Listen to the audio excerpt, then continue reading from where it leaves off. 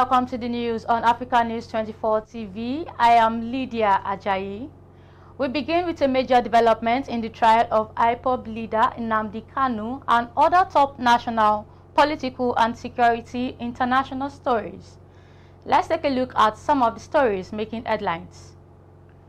Court gives Nnamdi Kanu final opportunity to defend himself in terrorism trial.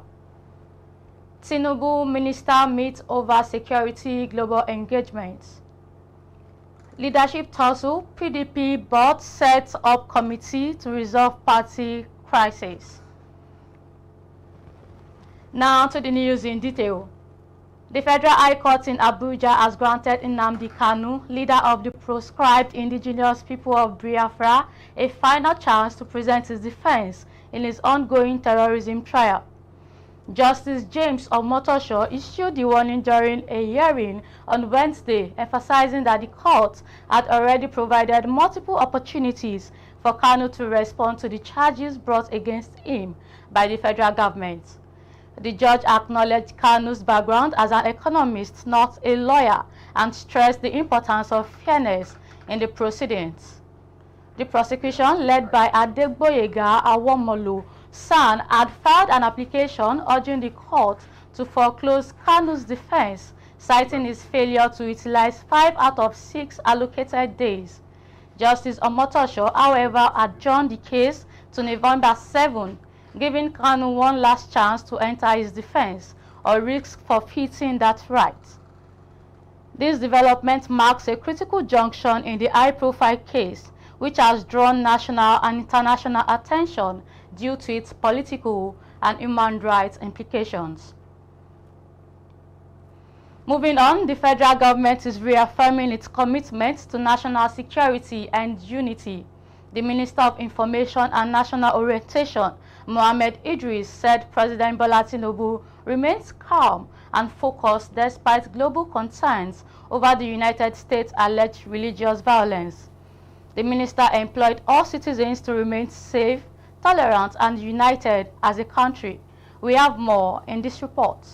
The federal government has reaffirmed its commitment to national security and global engagement amid rising international scrutiny. A recent routine meeting between President Bola Ahmed Tinubu and his cabinet members, including the Minister of Information and National Orientation, Mohammed Idris, focused on security issues. According to the minister, the president remained calm and focused on the appointment of new chief of defense staff and other service chiefs to stimulate the military hierarchy. Of course, the issue of the U.S. threat also came up, and we discussed that extensively with Mr. President. Mr. President is calm. He's looking at the whole situation, and he's looking at ways and means of ensuring that the international community understands what Nigeria has been doing. Only last week or 2 weeks ago, Mr. President, in his own desire to rekindle the security architecture of the country, reinvigorated the hierarchy of the armed forces. A new chief of defense staff and other service chiefs were appointed. Now, this is all all the issues that came out of the United States. The minister explained that the heightened tension based on the recent threats by the President of the United States, Donald Trump, should not be a source of alarm, but rather a rally point for national cohesion and proactive action.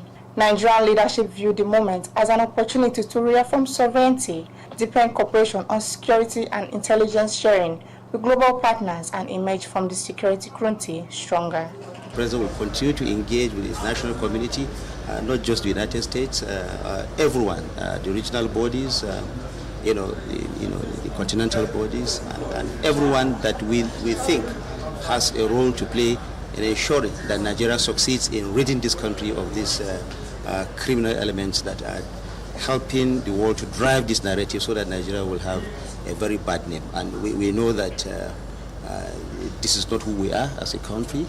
So for us to be characterized as a country that is not tolerant when it comes to religion is not accurate. This is absolutely false. Nigeria has Muslim and Christian and even those who do not believe in any of these religions, and our constitution guarantees that everyone should practice his faith without let or hindrance, and Mr. President is going to respect that to the letter.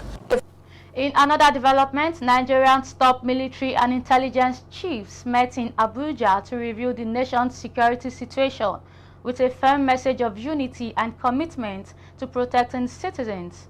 The meeting was convened by the National Security Advisor, Nuhu Ribadu.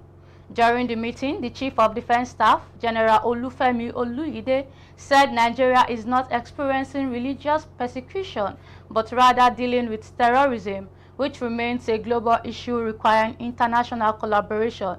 He noted that President Bola Ahmed Tinubu recently strengthened the country's security architecture by appointing experienced officers skilled in asymmetric warfare to boost ongoing operations and improve security. General Oluyede stressed that Nigeria welcomes cooperation from other nations in combating terrorism and assured that the armed forces and intelligence agencies remain proactive, united and focused on national security.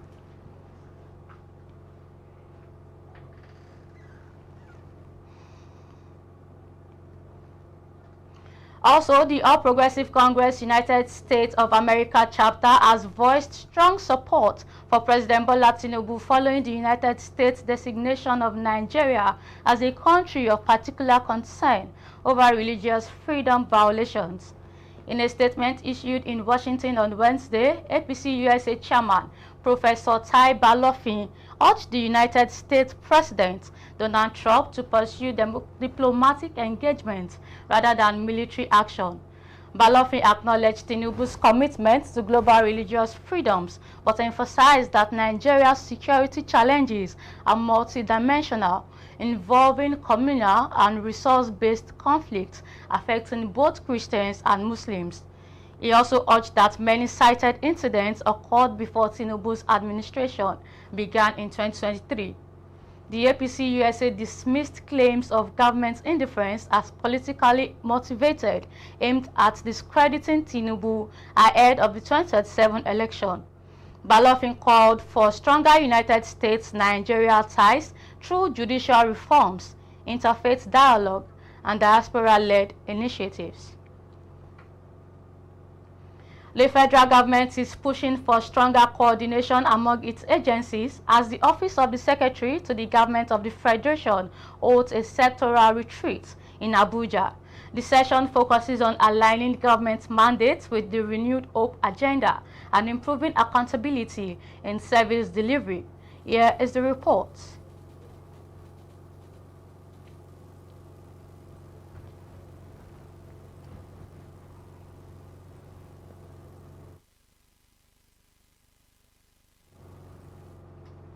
Tunde Azeez has resigned as the executive chairman of the Agege local government in Lagos State, citing persistent health challenges as the reason for his resignation.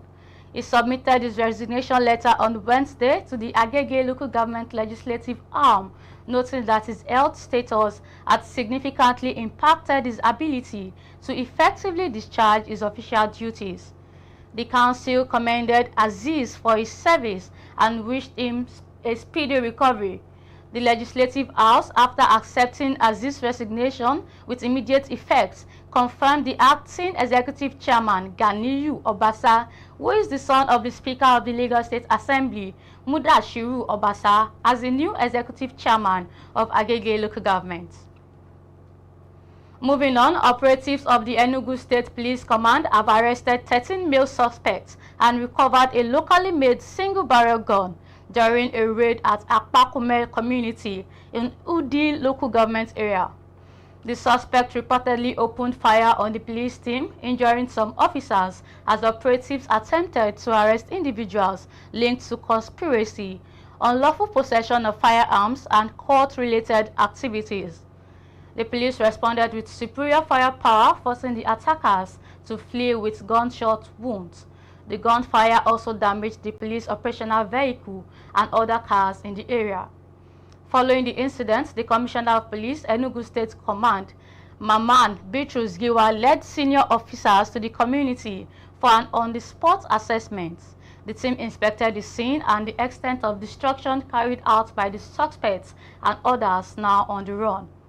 During the visit, it was observed that houses, shops, crops, livestock, and other properties belonging to residents were willfully destroyed.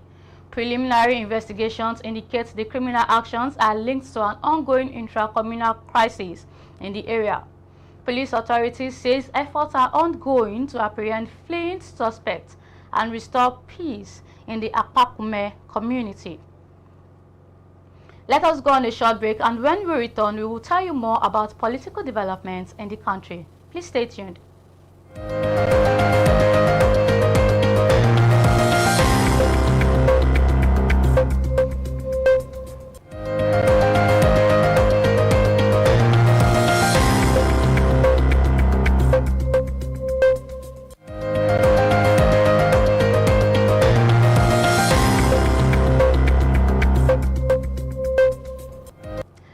Welcome back. The Board of Trustees of the People's Democratic Party has set up a committee to resolve the party's internal crisis ahead of the November 15 to 16 elective National Convention in Ibadan, the capital of Oyo State. The PDP Board of Trustees announced this in a communique issued after its emergency meeting in Abuja on Wednesday. The members of the Reconciliation Committee are Azan Adamu, Northeast, Chairman, Mike Ogiadome, South-South, Secretary, Ugochukwu Okeke, South-East, Zainab Kure, North-Central, Onilola Olagunsoye, South-West, and Dr. Lubna Mohammed Gusau, Northwest. Ahead of Saturday's Anambra governorship election, security agencies have heightened vigilance to maintain order and ensure a credible process.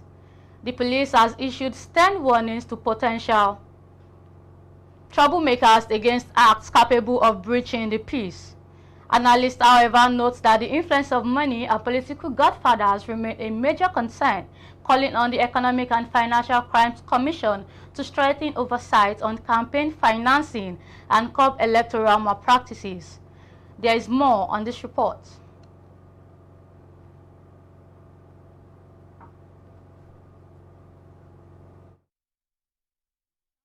Anambra governorship election fast approaching, the Independent National Electoral Commission has assured stakeholders of its readiness to deliver a credible and transparent exercise. The Commission said all materials and logistics have been finalized ahead of Saturday's governorship election. Security agencies have also pledged full support to ensure a peaceful process, while residents and community leaders expressed confidence in INEC's preparedness and urged voters to turn out in large numbers.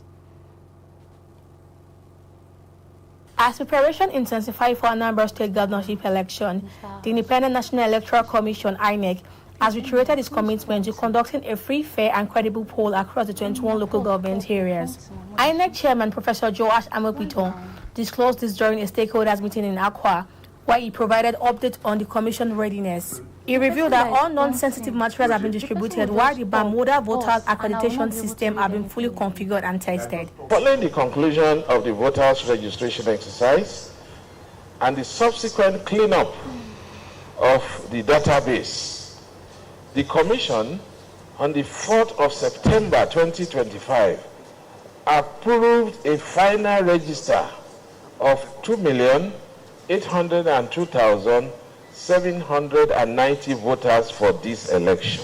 On security, the Inspector General of Police, Kayode Egbetokun, represented by DIG Benjamin Okolo of the Force Intelligence Department, assured that adequate measures have been put in place to protect personnel, voters, and materials, with sufficient officers deployed to cover all polling units. General Police Force will provide sufficient officers and men who will be deployed to cover all 4,608 polling units, ensuring voter safety, ballot integrity, and the protection of election officials. Stakeholders and residents have equally expressed optimism about the conduct of the poll. Community leaders and youth representatives said voter sensitization has been intensified to ensure a large turnout, while residents expressed readiness to exercise their civil responsibility. We want to be sure that Anambrians come out en masse, on time, and vote for their preferred candidates. And there's no doubt about the readiness. You can see everyone is here. The stakeholders were ready, we are waiting. We have given sensitization to our young people, members in all the nooks and crannies of the state. Expectations remains high for INEC and security agencies to ensure a peaceful and transparent election.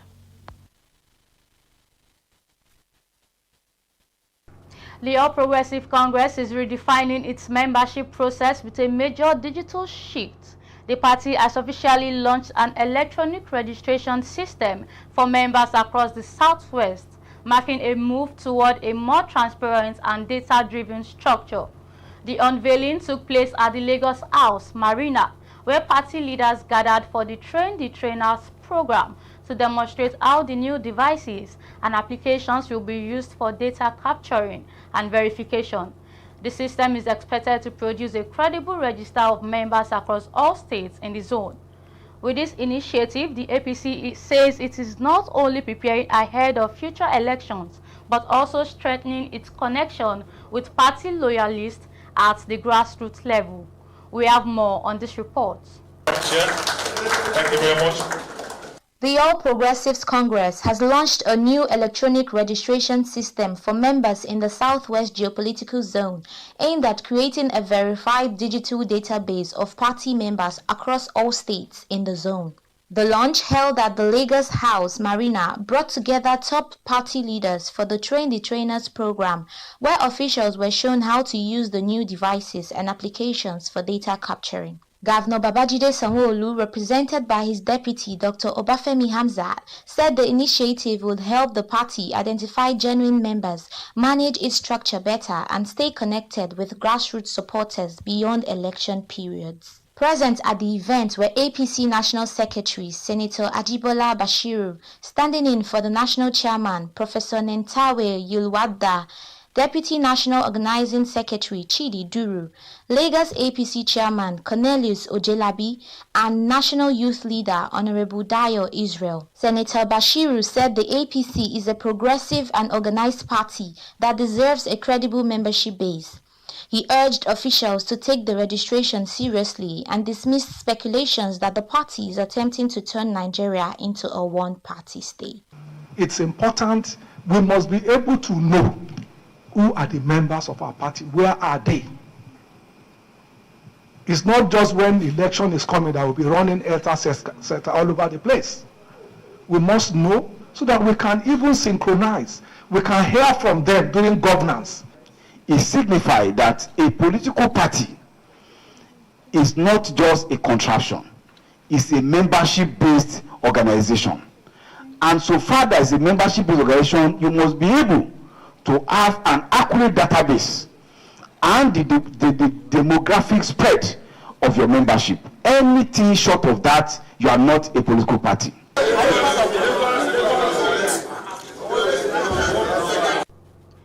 The Labour Party leadership dispute has moved to court as Deputy National Chairman Bashir Apapa sues the Independent National Electoral Commission and the party over who should be recognized as National Chairman. Apapa says INEC has ignored his letters asserting himself as acting chairman following the alleged removal of the former leader. He argues the party's constitution empowers him to take over and is asking the court to compel INEC to upload his name. His counsel, James Martin, says the case is procedural and expects a favorable ruling. But Labour Party counsel Simi Pam insists the former chairman's tenure had already expired and that the constitution clearly defines the rightful line of succession. Let's go on a quick break, and when we come back, we'll give you more stories.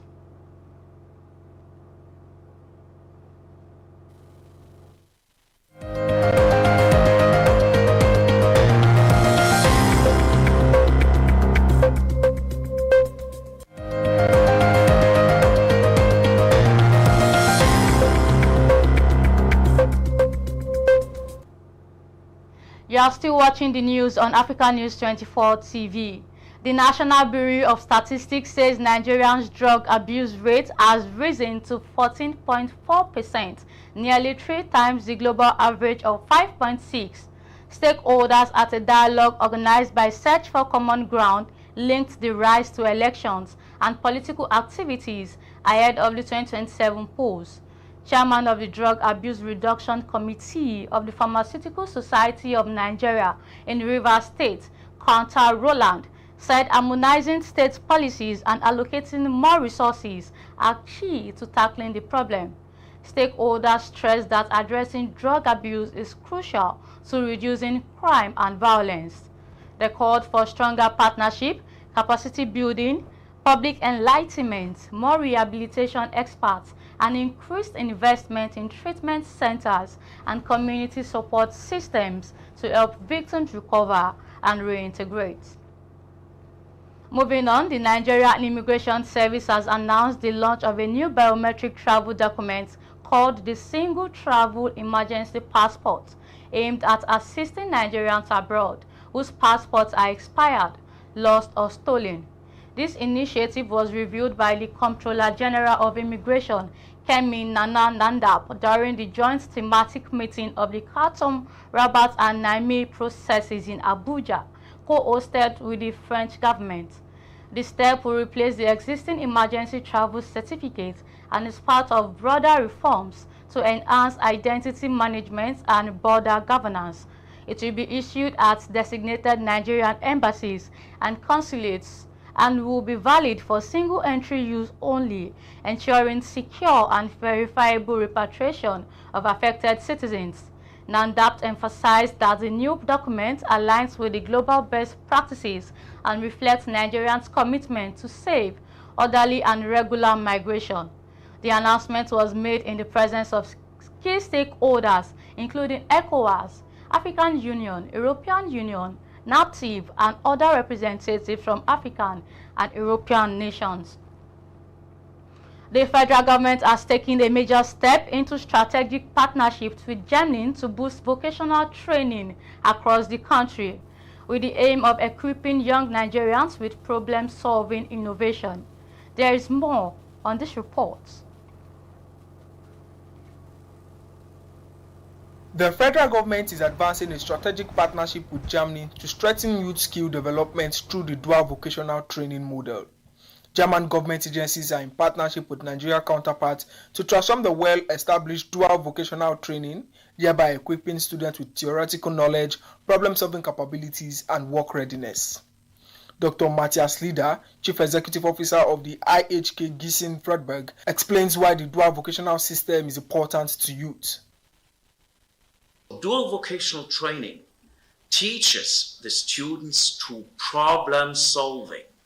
So problem solving is the basic matter what dual vocational training is about. It's not recapitulating theoretical skills you have learned by heart. No, it is you to enable to solve problems. The Minister of Education, Tunji Alausa, pointed out the primary necessity of converting technical colleges into hybrid secondary school formats, which weaken pure technical career pathways. Before we came, they literally converted all our technical colleges into glorified secondary school. They changed it to Federal School of Science and Technical Colleges, and that meant that they have to do GSS and SSS. And we took a mapping of what they were doing. Almost 80% of the students were really using to a secondary school. We're going to the GSS and going to SSS, and then they'll go to University or Polytechnic. But we've converted everything back to federal technical colleges. Federal government has commenced training of 217 service providers under the IDEAS project to boost technical and vocational education. The initiative, supported by the World Bank, aims to train over 25,000 youths to improve employment and entrepreneurship. National Project Coordinator Blessing Ogu said the program targets unemployment through practical skills and TVET. World Bank representative Ms. Tura Rufai added that it will strengthen standards through the National Skills Qualification Framework. Trainers says they are prepared to equip participants with hands-on skills to drive innovation and self-reliance. Growing piles of refuse along a major road in Kurudu, Abuja have sparked outrage among residents who say the situation has disrupted movement, worsened traffic, and poses serious health and environmental risks. According to the residents, the unattended waste has become both an environmental and safety threat, with several lives already lost due to road obstructions caused by the refuse dump. They are calling on the government to take urgent action to clear the waste and restore order. There is more on this report. Residents of Kurudi in Federal Capital Territory, Abuja, have expressed outrage over the growing heap of refuse blocking a major road in the area. The situation, they say, have caused severe traffic congestion and poses serious health and environmental risks. Commuters and pedestrians are often forced to navigate through piles of waste, which have also been linked to minor accidents in the community. Speaking about the development, residents lamented that the refuse dump had become a major safety hazard, recounting recent incidents of accident caused by poor visibility at night. They also described the situation as tragic, noting that the refuse dump has caused severe accidents with at least 2 fatalities. The residents urged the government to rehabilitate the affected road and implement stricter monitoring measures to prevent recurrence. I'll take the last part again. From Ajata to this side, it's always go slow for this place. If the government can help us, can do to look for solution for this thing, I'm very, very happy for the solution. If we can make a solution for it. I'm just begging government to know about maybe forcing them. Where they do the right thing and fix things in order. The residents urged the government to rehabilitate the affected road and implement stricter monitoring measures to prevent a recurrence. Armed men from neighboring Katsina State crossed into Kanu, attacking villages in Shanono and Sanyawa local government areas. Dozens of gunmen on motorcycles reportedly killed 3 people and kidnapped several others, forcing residents to flee. Border residents allege that some communities in Musawa, Katsina State, provide cover for the bandits, worsening tensions with neighboring areas like Tewari and Shano. They say the attack reflects deepening insecurity and strained communal relations. Kanu authorities says they are working with the army and other security agencies to prevent further incursions, while residents continue to call for more protection and relief support. Let's go on a quick break, and when we return, Praise Adeleke will bring more stories from the business sector.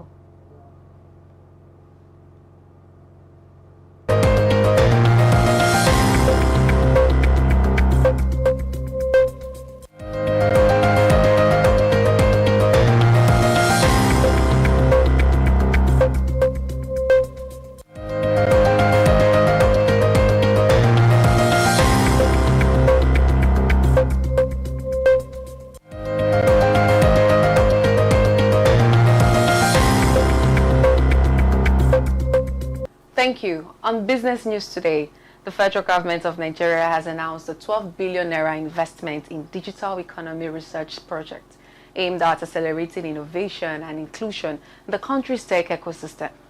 Minister of Communications, Innovation and Digital Economy, Bosun Tijani, reviewed this at the 18th International Conference on Theory and Practices of Electronic Governance held in Abuja. The funding will support 3 research clusters across 6 universities, focusing on artificial intelligence, connectivity, and digital skill literacy. Tijani underscored the centrality of digital technologies in human existence and governance, emphasizing Nigeria's need to embrace them to stay competitive. The initiative builds on success of 55 research projects funded, which helped Nigeria earn the trust of global partners to host the 2025 edition. The government also plans to integrate digital literacy into the national curriculum. Lastly, on business news, crude oil production in Nigeria, Libya, and Venezuela fell significantly in October 2025, undermining the output goals set by OPEC Plus and contributing to a broader slump in global oil prices. According to a Reuters report, OPEC Plus output rose by just 30,000 barrels per day in October, far below the 330,000 increase recorded in September. Nigeria's production, which had briefly peaked at 1.5 million barrels in July, dropped to 1.3 million by September. The Nigerian National Petroleum Company Limited Group CEO, Bayo Ojulari, attributed the decline to labor disputes involving the Dangote refinery and petroleum unions. Oil prices responded to the weak supply dynamics and global market uncertainty. OPEC Plus plans to raise production by 137,000 barrels in December, but will pause further increases in Q1 2026. That's all on business news. Back to you for the rest of the bulletin.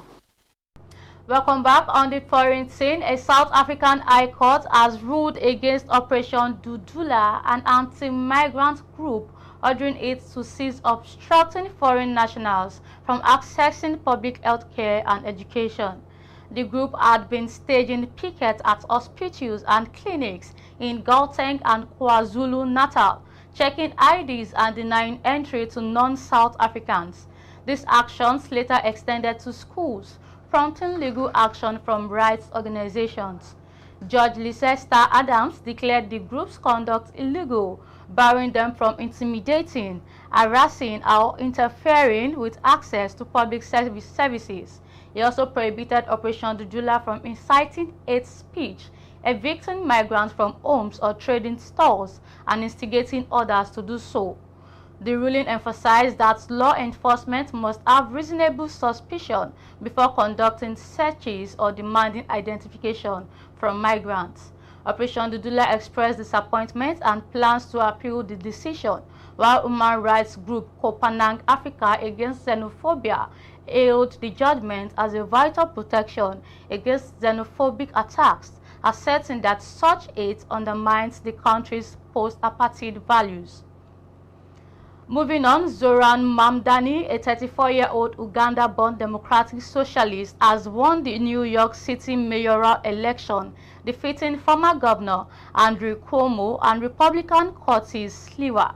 Mamdani secured 50.3% of the vote, becoming the youngest mayor in over a century and the first South Asian and Muslim to lead the city. In his victory speech, Mamdani declared, "We have toppled a political dynasty, pledging to build a government that works for everyone."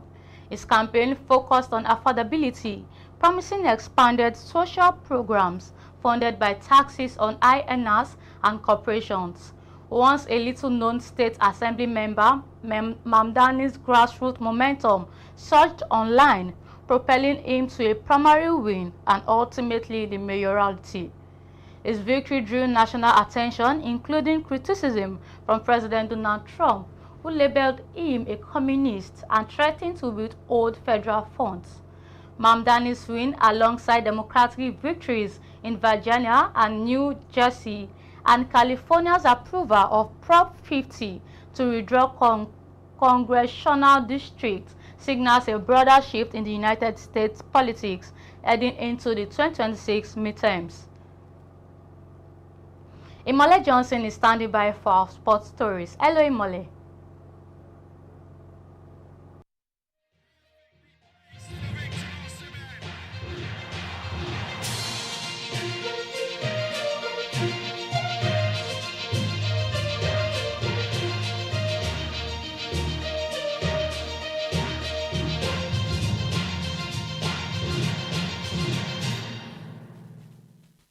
Thank you. Welcome to Sports. I'm Imole Johnson. Manchester City, yet unbeaten in their group, will look forward to extend their dominance against Borussia Dortmund in tonight's Champions League Week 4 fixtures. Ajax, hosting Galatasaray, aim to solidify their position with home advantage, while the Turkish side seeks crucial away points to stay in contention. Chelsea, facing Karabakh FK, are expected to rotate their squad slightly with young talents like Alfred Gilchrist and Kase Kasade tipped to start. Barcelona's clash with Club Brugge promises flair and intensity, especially with Brugge's recent from surprising many pundits. Marseille duel with Atlanta is set to be a tactical battle, with both teams needing a win to revive their campaign. Newcastle United, still riding high from their domestic form, will test their mettle against Atletico Club, who are known for their disciplined play. Benfica's encounter with Bayer Leverkusen could be a goal first, given both sides' attacking setup. Inter-fixture. Moving on, the Confederation of African Football has officially expanded the Women's African Cup of Nations from 12 to 16 teams, starting with the 2026 edition. This decision, announced by CAF Executive Committee, aims to promote inclusivity and strengthening women's football across the continent. The expansion allows for the reinstatement of 4 prominent teams: Cameroon, Cote d'Ivoire, Mali, and Egypt, who had been eliminated during the final qualifying round. These teams were selected based on their FIFA Women's World Rankings, ensuring fairness in the revised format. Cameroon, for instance, had missed out after a 3-1 aggregate loss to Algeria. The 12 teams that qualified on merit include Nigeria, South Africa, Ghana, Algeria, Zambia, Senegal, Kenya, Cape Verde, Burkina Faso, Malawi, Tanzania, and host nation Morocco. The tournament also serves as the African qualifier for the 2027 Women's World Cup in Brazil, with the top 4 teams in sports. CAF emphasized that this move reflects its commitment to growing the women's game and providing more opportunities for emerging nations to compete on the continental stage. And that's it on sports. Back to you.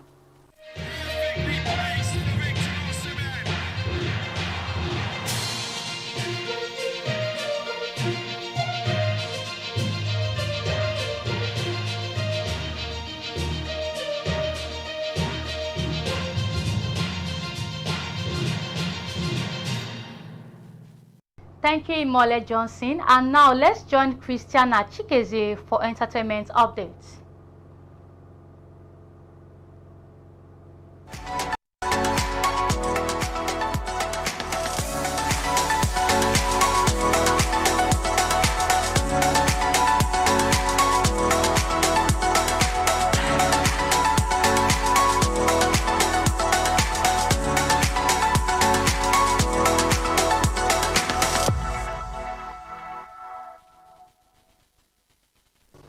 Thank you. Welcome to the home of entertainment. I am Christiana Chikeze.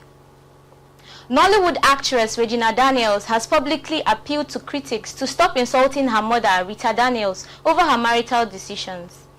In an emotional Instagram video, Regina expressed deep pain over the backlash her mother faced following her marriage to billionaire politician Ned Nwoko. She emphasized that her decision to marry at a young age was entirely her own, stating, "Na me carry my 2 legs enter." She clarified that her mother had initially warned her against the union but ultimately supported her through the years. The controversy intensified after Regina accused Nwoko of domestic violence and claimed he orchestrated the arrest of her siblings to force her return. In response, Nwoko alleged that Regina was battling substance abuse. Amid the escalating drama, social activist Very Dark Man criticized Rita Daniels, accusing her of pushing Regina into the marriage for financial gain. Regina, however, stood firm, describing her mother as the best thing that has ever happened to me and my God on earth. She vowed to fight for custody of her children and raise them independently. The actress urged the public to separate her personal choices from her mother's integrity and stop the online harassment. On our final news, Afropop star Yemi Alade has addressed long-standing speculation about why she has never collaborated with fellow Nigerian singer Tiwa Savage. In a candid interview, Yemi explained that while she strongly supports female collaborations, having worked with artists like Omaumi, Waje, Sheishe, and Ghana's Miss V, she has deliberately avoided teaming up with Tiwa to maintain her peace. Yemi stated, and I quote, "I would rather stay clear. I don't want issues." End of quote. Referencing the drama and comparisons often stirred by fans and media when 2 top female artists work together. She emphasized that her decision was not rooted in personal animosity, but rather in a desire to avoid unnecessary tension and public scrutiny. Despite fans frequently requesting a joint project between the 2 Afrobeat queens, Yemi said she prefers to protect her mental space and focus on positive collaborations. Yemi Alade and Tiwa Savage have enjoyed massive success individually, headlining global tours and pushing Afrobeats to international audiences. And that's all on entertainment news. Over to you.